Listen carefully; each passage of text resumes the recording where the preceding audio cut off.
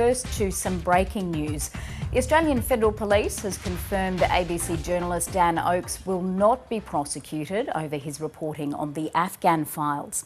The Commonwealth Department of Public Prosecutions says there were reasonable chances of securing a conviction against Mr Oakes over the leaked documents that he used to form the basis of his reporting. But the CDPP said there was no public interest in pursuing a prosecution. Matthew Doran is in Canberra and joins us live.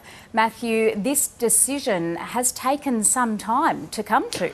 It certainly has, Kirsten. Good afternoon to you. This has been a long-running investigation into the ABC and specifically into reporter Dan Oakes over a series of stories he published that have been referred to as the Afghan Files, allegations of serious misconduct levelled towards Australian Special Forces in Afghanistan, allegations of serious misconduct, war crimes, going as far as to allege war crimes had been committed by some Australian Special Forces. The investigation that was launched by the AFP started some time ago and led to, after a year of investigations behind the scenes, led to the ABC's Sydney headquarters being searched by the Australian Federal Police as they tried to come across evidence of where the leaked classified information that Dan Oakes and other reporter involved in this situation, Sam Clark, had used as the basis for their reporting.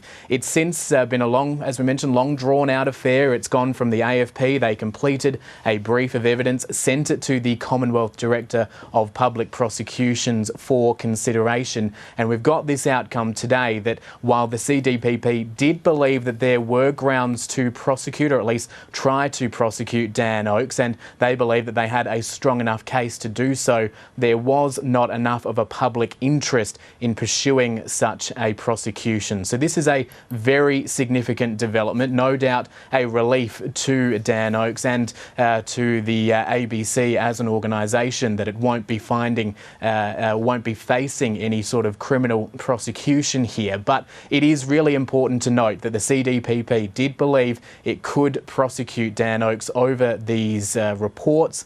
There were criminal charges in the offing and it believed it had a strong enough case to secure that conviction. It does tie in with what we have heard from the federal government about this issue over the last year or so. The Attorney General, Christian Porter, would have had to give his approval for any prosecution to go ahead. That was a ministerial direction that was sort of wedged in at the last minute after those raids had been undertaken on the ABC's headquarters. It was seen by many as a sort of safeguard mechanism and something of a concession from the federal government that they didn't want to see a situation where a journalist was sitting in the dock for simply doing their job and reporting on matters that were in the public interest. And that public interest argument has also been debated at length because as this reporting was put out there into the public domain, there were, and it still is ongoing, it's in its final stages,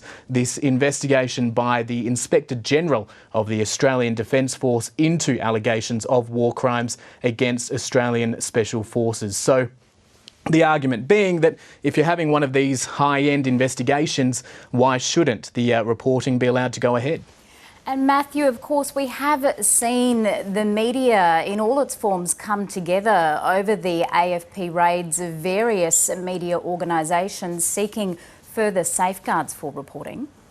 That's right, because it wasn't only the ABC that was raided by the Australian Federal Police over leaked classified information. News Corp political journalist Annika Smethurst's Canberra home was raided the day before the ABC was targeted by these search warrants over a separate report that she had published about plans to expand, or a proposal to expand the powers of the Australian Signals Directorate, Australia's listening post on the world, to allow it to operate here in Australia. So giving it the power to collect information on Australians believed to be involved in various crimes, various offences. Now, this led to quite a remarkable, I guess, coming together of the Australian media. Normally very competitive, very willing to work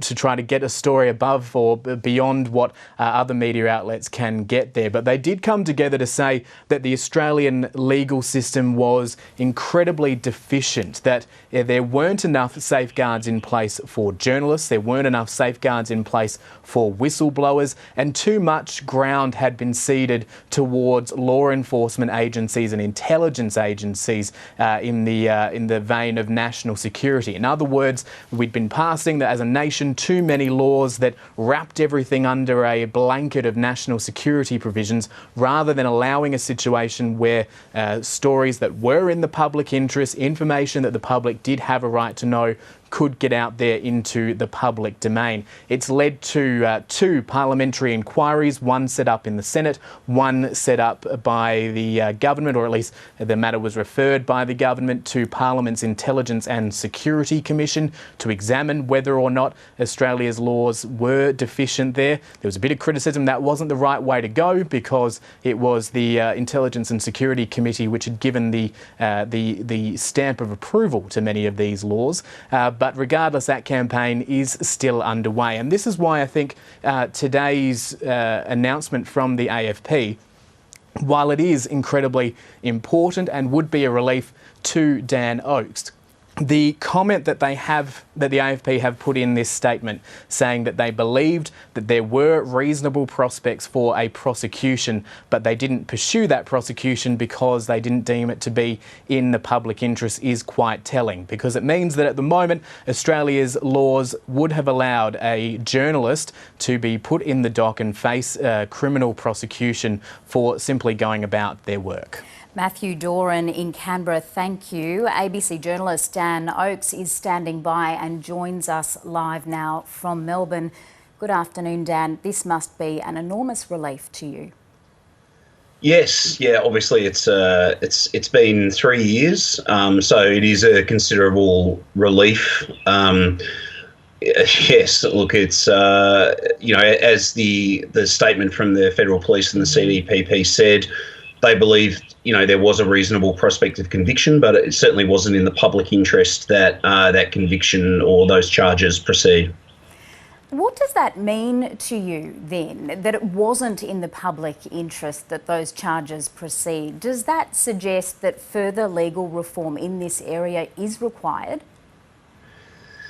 Yes, look, it's an interesting question, and I haven't had much time to digest, obviously, what's occurred this afternoon, but it's an interesting question. Obviously, someone somewhere has decided that it's not in the public interest to prosecute journalists for exposing what I think could reasonably be described as matters of significant public interest. The charges that they were considering laying against me were not necessarily related to national security. They were related to, possession of stolen goods and disclosing defence information.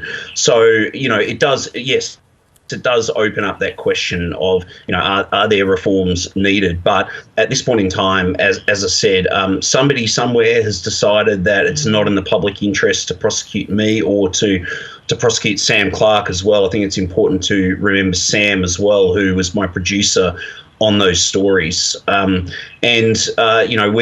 would argue, and we always have argued, that those stories were definitely in the public interest. So yes, look, logically, there should be some discussion over whether there should be some sort of protections for journalists who are disclosing things that are in the public interest. And I think anybody could argue that what we were reporting on is not in the public interest. And certainly the decision by the CDPP and the AFP reflects that.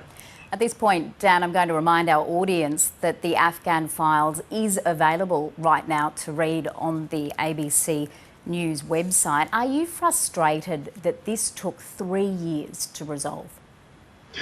I think anybody who has any experience in reporting on the law or legal proceedings or law and justice matters would not be surprised by the fact that it's taken 3 years to bring this to a conclusion. I think, for instance, you look at the case of Bernard Collaery and witness K, and my understanding is that it was years between when that brief was handed up and when they charged Bernard Collaery. So it doesn't come as a surprise to me that it took this long to resolve this matter.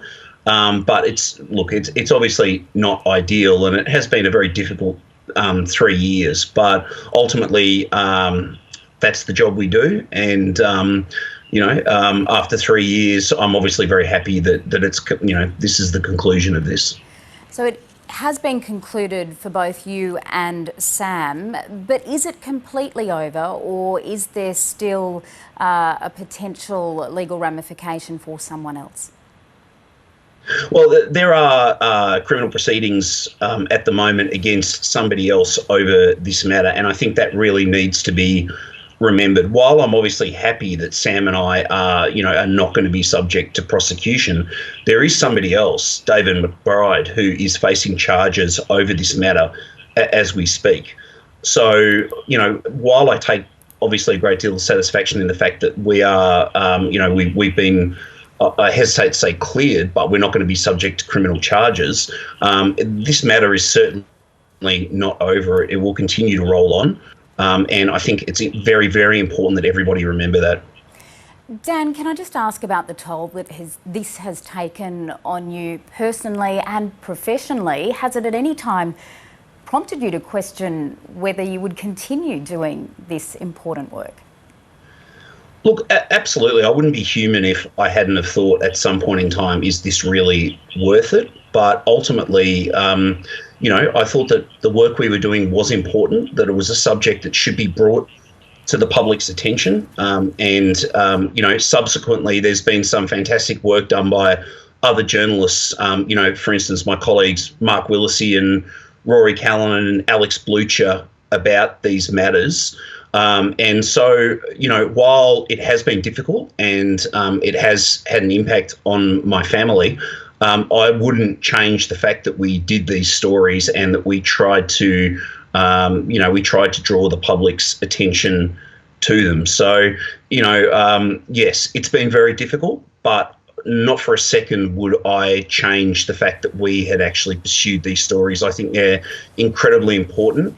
In the coming months, there's going to be significantly more that comes out about this particular subject, which I think will be of great interest to the Australian public, and is something that we need to grapple with as a nation. So while it's been difficult, I certainly wouldn't change the fact that we had tackled this subject.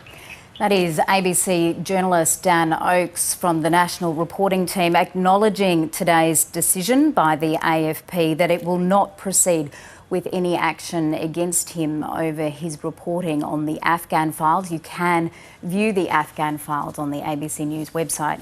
Now, I will let you know that the Managing Director of the ABC, David Anderson, has also issued a statement on this. It says, "While we welcome this decision, we also maintain the view the matter should never have gone this far, that the CDPP has reached the decision that prosecuting our journalists is not in the public interest, only compounds what we have argued all along. Journalists in this country should not be prosecuted for doing their jobs, and legislation needs to be changed to provide proper protection for journalists and their sources when they are acting in the public interest." This whole episode has been both disappointing and disturbing. The Afghan Files is factual and important reporting which exposed allegations about Australian soldiers committing war crimes in Afghanistan. Its accuracy has never been challenged and it remains online for audiences to read. We will continue to bring you reaction to this breaking news this afternoon.